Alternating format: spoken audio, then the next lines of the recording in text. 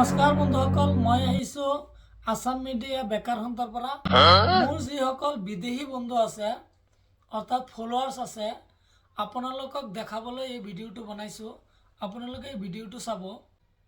মই এতিয়া আলোচনা কৰিম এইজনৰ বিষয়ে। তেখেত হৈছে আমাৰ ভাৰতৰ সন্মানীয় প্ৰধানমন্ত্ৰী, 3 বাৰৰ প্ৰধানমন্ত্ৰী। তেখেতে কি কৈছিলে আপোনালোকে শুনকচোন। मैं 60 महीने एक चौकीदार बनने के लिए मांग रहा हूं। আপোনালোকে শুনিছে, এটা শ্লোগান আছিলে তেখেতৰ যে তেখেত চকীদাৰ। एक चौकीदार बनने के लिए मांग रहा हूं।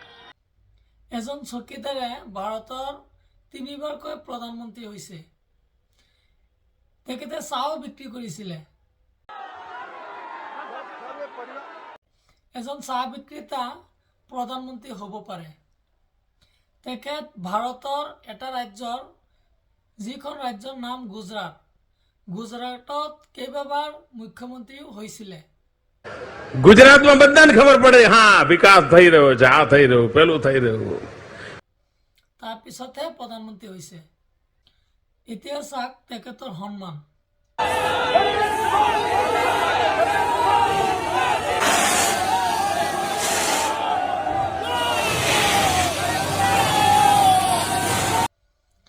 তেখেতে যে সন্মানখিনি পাইছে, আমাৰ ভাৰতৰ মানুহে যে সন্মান দিছে, কিয় সন্মান দিছে সেইখিনি আপোনালোকক মই কম।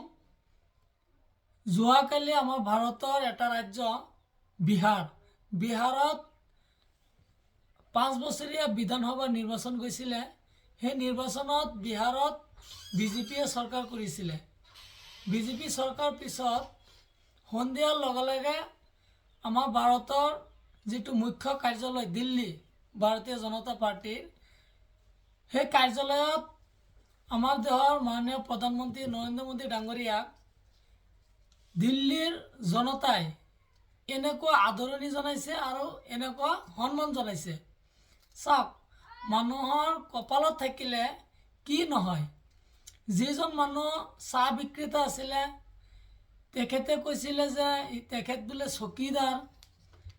এজন চকীদাৰে যেনেকৈ সন্মান পায়, তেখেতে সেইখিনি সন্মান বিচাৰিছিলে। তাৰপিছত হৈছে মুখ্যমন্ত্ৰী, কেইবাবাৰৰ মুখ্যমন্ত্ৰী হোৱাৰ পিছত 3 বাৰৰ কাৰণে প্ৰধানমন্ত্ৰী। কপালত থাকিলে ৰাষ্ট্ৰপতিও হ'ব পাৰে। আপোনালোকে চাওকচোন মানুহৰ সন্মান কেনেকৈ হয় আৰু কেনেকৈ আহে। ধন্যবাদ। এই ভিডিঅ'টো বনাইছোঁ মোৰ যিসকল বিদেশী ফেচবুক বন্ধু আছে তেখেতসকলক দেখাবৰ কাৰণে। Thank U.